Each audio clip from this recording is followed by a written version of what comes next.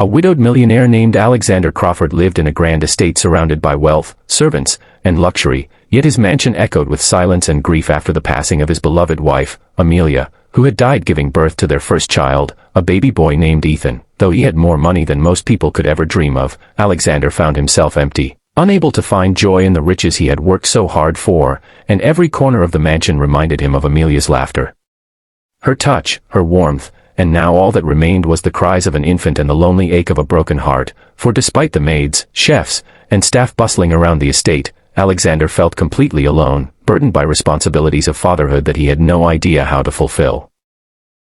The baby's cries pierced his nights, his wails echoed through the marble halls, and though Alexander hired the most professional nannies, nurses, and specialists money could buy, Ethan seemed inconsolable, rejecting bottles, pushing away formula, crying himself into exhaustion. And as weeks passed, the millionaire grew increasingly frustrated, exhausted, and lost, until one day a woman named Clara came into his life. She wasn't polished like the other nannies, she wasn't adorned in professional suits or carrying certificates of prestigious training. Instead she was humble, wearing simple clothes, her voice soft, her eyes tired yet kind, and she spoke gently at the interview, saying she had experience with children, she loved them, and she could give his son the care he needed.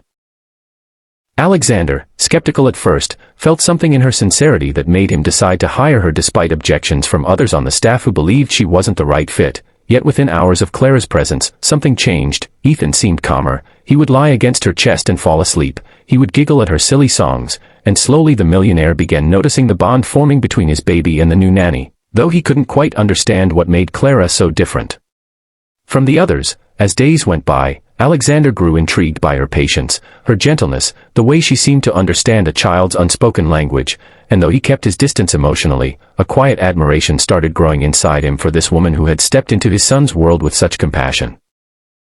Yet one night, long past midnight, when Ethan's cries shattered the silence once again, Alexander went to check on him only to stumble upon a scene that left him frozen at the door. Clara, seated in the nursery's rocking chair, cradling Ethan to her chest, breastfeeding him tenderly, her face peaceful, her arms protective, as the baby suckled quietly, finally content for the first time in days. And Alexander's heart thundered in his chest, his mind torn between shock, confusion, and an overwhelming wave of emotions he couldn't name. Questions raced. Why was she doing this? How could she dare?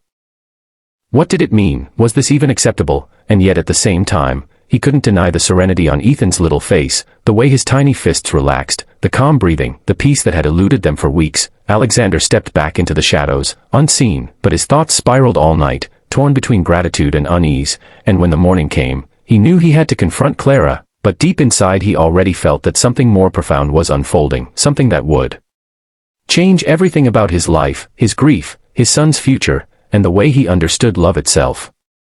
The next morning, Alexander called Clara into his study, the heavy oak desk between them, his voice stern as he questioned why she had done what she did, but instead of defensiveness or fear, Clara's eyes filled with tears as she confessed her story.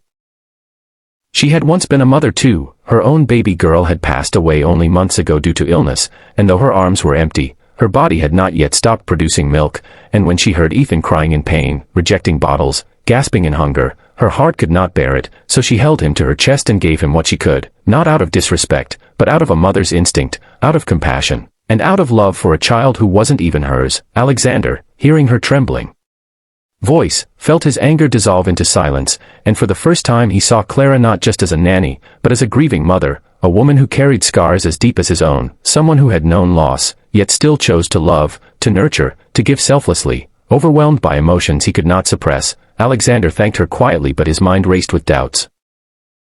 What would society say? What if people judged her? What if family criticized him for allowing such an unconventional act?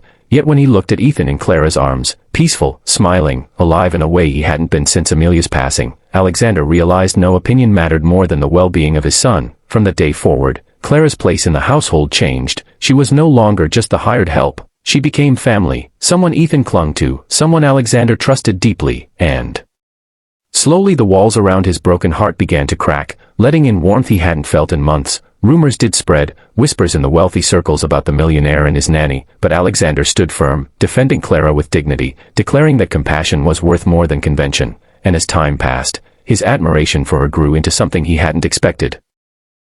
Love, not the shallow love of convenience, but a deep bond built on shared pain, mutual respect. and the courage to heal each other. Eventually, Alexander confessed his feelings, not with grand gestures, but with honesty, telling her that she had given him more than comfort. She had given him back the will to live, the strength to hope, the courage to dream of a family again. Clara, though hesitant at first, realized her heart had also found a home with Alexander and Ethan, and together they built a life rooted not in wealth, but in love, kindness, and resilience, proving that even in the darkest grief, compassion can light the way forward.